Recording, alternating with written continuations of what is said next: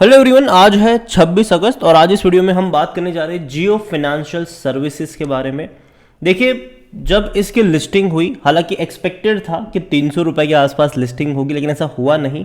262 rupees के आसपास इसकी लिस्टिंग हुई और लिस्टिंग के 4 दिन बाद, मतलब 4 दिन तक लगातार ये 5% का लोअर सर्किट लगाता रहा। और उसकी वजह भी ये थी कि भैया पता था कि इसको निफ्टी 50 है और बाकी इंडाइसेस जो है उससे हटाना तो है ही, तो जिसकी वजह से जो आउटफ्लो था वो एक्सपेक्टेड था यहाँ पर, और जिसके चलते गिरावट भी हमें देखने को मिल रही थी। लेकिन कल चीज़ें घूमती हुई नजर आई। कल अगर हम देखें तो भैया इसने तेज़ी दिखाई और शानदार तेज़ी दिखाई।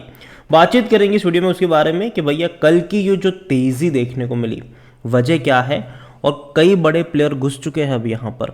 तो देखिए, वीडियो को शुरू करूँ उससे पहले अगर आपने अभी तक चैनल को सब्सक्राइब नहीं किया तो प्लीज़ अभी इसे सब्सक्राइब कर लीजिए, क्योंकि आगे भी बहुत सारे वीडियोस हैं जो आपको काफ़ी ज़्यादा हेल्प करेंगे। तो 221 रुपये के आसपास का शेयर है जियो फाइनेंशियल सर्विसेज का। और कल की जो तेज़ी थी ना, उसकी वजह ये थी कि कुछ बड़े बड़े प्लेयर्स ने एंट्री करी है यहाँ पर, जिनमें से सबसे बड़ा प्लेयर है मोतीलाल ओसवाल। मोतीलाल ओसवाल म्यूचुअल फंड्स ने जियो फाइनेंशियल सर्विसेज में बहुत बड़ी क्वांटिटी कल खरीदी।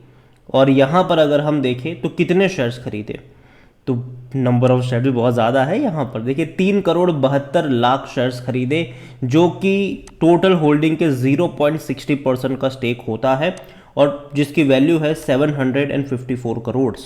तो बहुत बड़ी क्वांटिटी में कह सकते हो कि मोतीलाल ओसवाल ने जियो फाइनेंशियल सर्विसेज में एंट्री करी है, खरीदारी करी है, और जिसके चलते कल एकदम से बाजार घुमा था। और भैया देखो, ओपन मार्केट से खरीदा था और यही वजह थी। और किस प्राइस पे अगर खरीदा था, तो जब मॉर्निंग में जो गिरावट आई थी 5% की, और जब शेयर आपको 202 रुपये के आसपास मिल रहा था, तब इन्होंने बाइंग करी थी।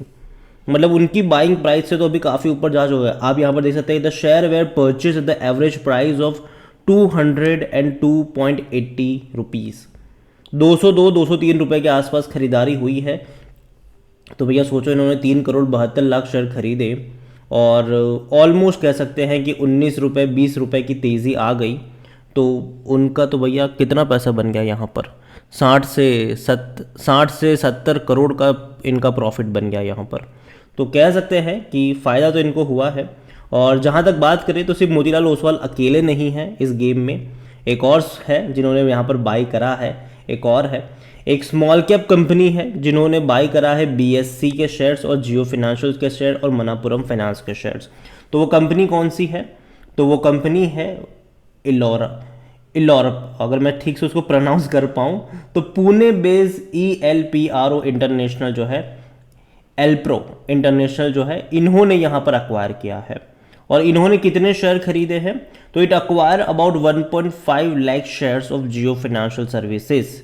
तो छोटी क्वांटिटी है, लेकिन फिर भी देखा जाए तो भैया 1.5 लाख शेयर खरीदे इन्होंने, क्योंकि अच्छी बात है, बड़ी बात है यहाँ पर। और इतना ही नहीं, जियो फाइनेंशियल सर्विसेज को लेकर एक बड़े प्लेयर ने एक बड़ी बात कही है। कोटक महिंद्रा बैंक की जो CEO है उदय कोटक, उन्होंने कहा है जियो फाइनेंशियल सर्विसेज के डीमर्जर को लेकर कि I believe Jio financial services has a significant opportunity to scale. I have no doubt that under the leadership or KV Kamath, it will do a phenomenal job. I have always had the biggest regards for the Kamath and his ability to envision and execute. तो देखा जाए तो भैया उन्होंने जियो financial services और उनके management की तारीफ करी है, और ये अच्छी बात है। और जियो फाइनेंशियल सर्विसेज की अगर हम बात करने जाए तो भैया कंपनी जो है ना, कंपनी का जो मार्केट कैप, हालांकि यहाँ पर अपडेट नहीं है, लेकिन फिर भी कंपनी का जो मार्केट कैप है वो थोड़ा कम हुआ ज़रूर, लेकिन फिर भी तकरीबन 1,40,000 करोड़ के आसपास का इनका मार्केट कैप है। कंपनी के ऊपर कर्जा नहीं, ये बहुत अच्छी बात है। आप देखिए, डेट टू इक्विटी रेशियो इनका सिर्फ 0.01 है यहाँ पर। देखो, अगर जियो फाइनेंशियल सर्विसेज के बारे में अगर हम बात करें तो आज सैटरडे मार्केट क्लोज है, संडे मार्केट क्लोज है, कल भी। परसों मंडे को रिलायंस इंडस्ट्रीज़ की एनुअल जनरल मीटिंग होने वाली है, और उस एनुअल जनरल मीटिंग में अगर हम देखें तो जियो फाइनेंशियल सर्विसेज को लेकर बहुत सारी अनाउंसमेंट हो सकती है। इनका विजन अनाउंस कर सकती है कंपनी के, भैया क्या विजन के साथ ये आगे जाने वाले हैं। जो मैनेजमेंट है वो अपना पूरा प्लान आपको रिप्रेजेंट भी कर सकते हैं, और जिसके चलते एक्सपेक्टेड है कि भैया तेज़ी रह सकती है। और दूसरी बड़ी बात कि जो फ्राइडे को जिस म्यूचुअल फंड, जो मोतीलाल ओसवाल हो गया, कुछ म्यूचुअल फंड्स हो गए जिन्होंने यहाँ पर बाई करा है ना, बाई करा है जिन्होंने, तो कहीं ना कहीं लोगों के दिमाग में ये चीज़ जा रही है कि भैया अगर इतने बड़े म्यूचुअल फंड्स बाई करें तो हम क्यों बेच रहे हैं। जो रिटेल इन्वेस्टर पैनिक में आकर बेच रहे तो अब उनकी सेलिंग मुझे लगता है कि यहाँ पर बंद हो जाएगी। हालांकि एक चीज़ है जो यहाँ पर अभी भी ट्रिगर करती रहेगी, वो ये है कि जो इंडाइसिस जो है, जिस इंडाइसिस से इनका जो निकलना जो है, तो वहाँ से जो आउटफ्लो है वो डेफिनेटली आपको देखने को मिलेगा, वो डेफिनेटली देखने को मिलेगा। तो अप्स एंड डाउन्स वाला खेल चलता रहेगा यहाँ पर, लेकिन मेरे हिसाब से लॉन्ग टर्म के लिहाज से जियो फाइनेंशियल सर्विसेज मैं ख़राब नहीं मानता हूँ। मुझे लगता है कि जो इनके पास जो इतना बड़ा यूज़र बेस है, जो डेटा बेस है, उसका बहुत अच्छे से इस्तेमाल जो है वो आने वाले दौर में कंपनी कर सकती है, और एक एज रहेगा इनके पास, एक एज रहेगा इनके पास। और मुझे लगता है कि कंपनी ख़राब नहीं है, नज़र रखिए इसके ऊपर।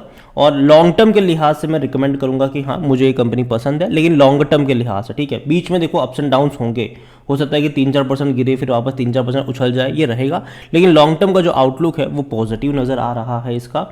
और देखना रहेगा कि कंपनी आने वाले दौर में अपने क्वार्टरली रिजल्ट जो रिपोर्ट करेगी वो किस तरीके से करेगी। उम्मीद करते हैं कि अच्छे नंबर्स रिपोर्ट करे और उसका एक अच्छा इंपैक्ट भी जो है वो हमें यहाँ पर देखने को मिल जाए। तो Jio financial services Monday Tuesday important day है। हालांकि इनकी जो इंडाइसिस से इनके जो हटने की डेट है वो हर बार पोस्टपोन हो रही है। पहले 24 तारीख को हटने वाले थे, फिर 29 तारीख को हटने वाले थे, अब 1 सितंबर आ चुकी है यहाँ पर, तो ये बार बार पोस्टपोन हो रहा है यहाँ पर। तो ये एक चीज़ है, और मुझे लगता है कि जो पोस्टपोन हो रही, जिसके चलते जो है वो एकदम से सेलिंग प्रेशर यहाँ पर क्रिएट नहीं होगा, ये मेरा मानना है। लेकिन फिर भी मुझे लगता है कि जो गिरावट है वो एटलीस्ट मंडे ट्यूसडे से आपको कंट्रोल में आती हुई नज़र आ सकती है। और 1 सितंबर से तो मैं एक्सपेक्ट नहीं कर रहा हूँ कि गिरावट देखने को मिलेगी, क्योंकि तब तक जितनी गिरावट होगी वो हो चुकी होगी। और नज़र रखिए कंपनी के ऊपर, अच्छी कंपनी है। लेकिन हाँ, इसका मतलब ये नहीं कि अंधाधुंध पैसा डाल दो यहाँ पर। अगेन अगर आप बाई भी कर रहे हो तो भैया धीरे धीरे करना, ठीक है, बहुत बड़ी क्वांटिटी एक साथ मत डाल देना यहाँ पर। तो ये तो हुई जियो फाइनेंशियल की बात। इसके अलावा एनालिसिस के लिए जिस पोर्टल का मैं इस्तेमाल कर रहा हूँ, ट्रेड ब्रेन्स, अगर आप भी इसको यूज़ करना चाहते हैं तो लिंक मैं आपको डिस्क्रिप्शन में दे दूंगा। और अगर आप मेरा कूपन कोड HSA20 का इस्तेमाल करोगे तो आपको 20% का डिस्काउंट भी मिल जाएगा। कई सारे बेहतरीन फीचर्स हैं यहाँ पर, जिनमें से कि जो बड़े बड़े इन्वेस्टर्स हैं वो क्या खरीद रहे हैं, उनका पूरा पोर्टफोलियो आप यहाँ पर चेकआउट कर सकते हैं, वो भी एक क्लिक में। कई बार इनके पोर्टफोलियो में आपको पेनी स्टॉक देखने को मिलेंगे, कई बार इनके पोर्टफोलियो में आपको ऐसे शेयर भी देखने को मिलेंगे जिनका नाम तक आपने सुना नहीं होगा। तो देर किस बात की है, लिंक डिस्क्रिप्शन में है, कूपन कोड का फायदा उठाइएगा जरूर। वीडियो को यहीं पे एंड करूंगा। पसंद आया हो तो लाइक करें, शेयर करें, चैनल अगर पहली बार हैं तो प्लीज़ सब्सक्राइब करें। और जियो फाइनेंशियल सर्विसेज के बारे में आप क्या सोचते हैं वो भी आप मुझे कमेंट में लिख के बता सकते हैं। Thank you.